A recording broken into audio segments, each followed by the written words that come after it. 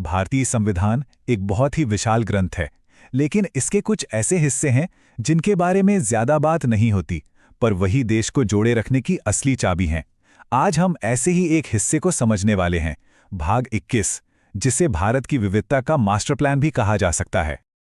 संविधान शब्द सुनते ही मन में एक ऐसी किताब की छवि बनती है जो एकदम पक्की हो, पत्थर की लकीर की तरह, है ना? लेकिन जरा सोचिए, क्या ऐसा हो सकता है कि हमारे संविधान के कुछ हिस्से जानबूझकर अस्थायी यानी कि टेम्परेरी बनाए गए हों? सुनने में थोड़ा अजीब लगता है, नहीं? और इसका जवाब है हाँ, बिल्कुल हो सकता है। और इसी दिलचस्प पहेली का हल छिपा है हमारे संविधान के भाग 21 में। तो चलिए साथ मिलकर इस अनोखे कॉन्स्टिट्यूशनल मैकेनिज्म को समझते हैं। भाग 21 को एक तरह से संविधान का स्पेशल टूलकिट समझा जा सकता है। इसमें अनुच्छेद 369 से लेके 392 तक शामिल हैं। अब इसे बनाया क्यों गया था? इसे इसलिए बनाया गया था ताकि भारत जैसे विशाल और विविधताओं से भरे देश को चलाने में जरूरी लचीलापन, मतलब फ्लेक्सिबिलिटी, बनी रहे। तो सवाल यह है कि इस टूलकिट की आखिर जरूरत पड़ी ही क्यों? जरा सोचिए, हमारे संविधान निर्माताओं के सामने कितनी बड़ी बड़ी चुनौतियां थीं।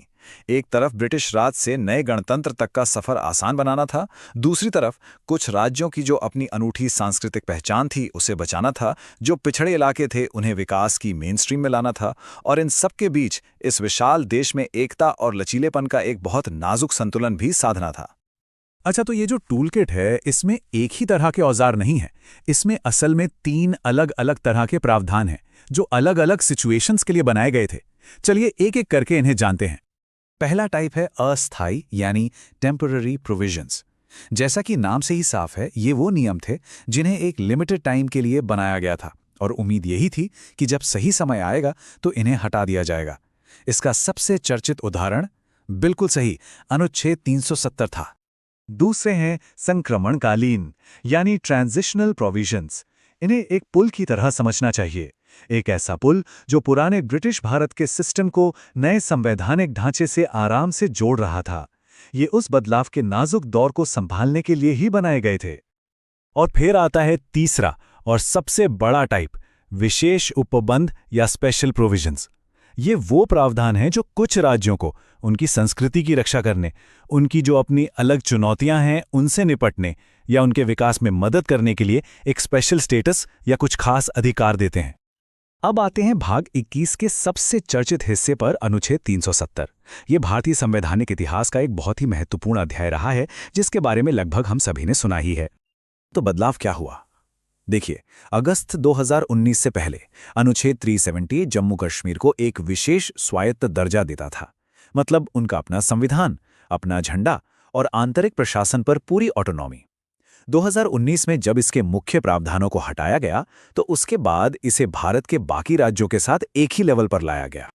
देखिए, अनुच्छेद 370 तो इसका सिर्फ एक हिस्सा था, लेकिन भाग 21 का जो असली विस्तार है और इसकी विविधता को संभालने की जो ताकत है, वो असल में अनुच्छेद 371 और इसके अलग अलग हिस्सों में दिखती है। और यही दिखाता है कि हमारा संविधान सिर्फ एक राज्य के लिए नहीं, बल्कि पूरे भारत की जरूरतों को ध्यान में रखकर बनाया गया है।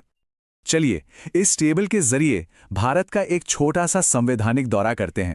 ये बहुत ही शानदार तरीके से दिखाता है कि कैसे हमारा संविधान अलग अलग राज्यों की जरूरतों को समझता है। जैसे अनुच्छेद 371 को देखिए, ये महाराष्ट्र और गुजरात के विदर्भ और सौराष्ट्र जैसे इलाकों के लिए डेवलपमेंट बोर्ड्स की बात करता है। वहीं अनुच्छेद 371 ए नागालैंड में नागा लोगों की धार्मिक प्रथाओं और जमीन के अधिकारों की रक्षा करता है। थोड़ा और आगे बढ़ें तो 371 जी मिजोरम में मिजो संस्कृति को बचाता है और 371 जे कर्नाटक के हैदराबाद कर्नाटक क्षेत्र के विकास पर ध्यान देता है। ये वाकई भारत की विविधता का सच्चा सम्मान है। और इस टूलकिट में ट्रांजिशन को स्मूथ बनाने के लिए और भी औजार थे, जैसे अनुच्छेद 369। इसने शुरुआती 5 सालों के लिए संसद को कोयला और लोहे जैसे कुछ जरूरी राज्य सूची के विषयों पर कानून बनाने की अस्थायी शक्ति दी। और फिर था अनुच्छेद 392, जिसने राष्ट्रपति को यह अधिकार दिया कि संविधान लागू करने में अगर कोई शुरुआती दिक्कतें आएं तो उन्हें दूर करने के लिए वो जरूरी बदलाव कर सकें। ये दोनों ही नए गणतंत्र के शुरुआती दिनों के लिए बहुत जरूरी थे। तो इन सभी प्रावधानों को देखने के बाद हम इसके सबसे जरूरी पहलू पर पहुंचते हैं कि ये आखिर कैसे भारत की एकता और विविधता के बीच एक इतना नाजुक और खूबसूरत संतुलन बनाता है। ये जो लाइन है, ये पूरी बात का सार है। भाग 21 का मुख्य उद्देश्य भारत की विविधता को संभालना था। इससे बेहतर तरीके से इस बात को शायद कहा ही नहीं जा सकता। ये सिर्फ कुछ नियम नहीं है, ये अपने आप में एक दर्शन है, एक फिलॉसफी है। तो सबसे बड़ी बात जो समझने वाली है वो ये है कि भाग 21 हमें दिखाता है कि कैसे एक मजबूत केंद्र और क्षेत्रीय पहचान के बीच एक बैलेंस बनाया जा सकता है। ये सुनिश्चित करता है कि देश की एकता तो बनी रहे, लेकिन साथ ही किसी भी इलाके की संस्कृति या उसकी जरूरतों को नजरअंदाज न किया जाए और कोई भी विकास की दौड़ में पीछे न छूट जाए। और ये सब हमें एक बहुत ही अहम सवाल पर लाकर छोड़ देता है कि भारत जैसे विशाल और विविध देश में एकता को बनाए रखते हुए हर क्षेत्र की पहचान का सम्मान करने के लिए इस तरह के विशेष प्रावधान आज के समय में कितने जरूरी हैं। ये एक ऐसा सवाल है जिस पर सोचना बनता है।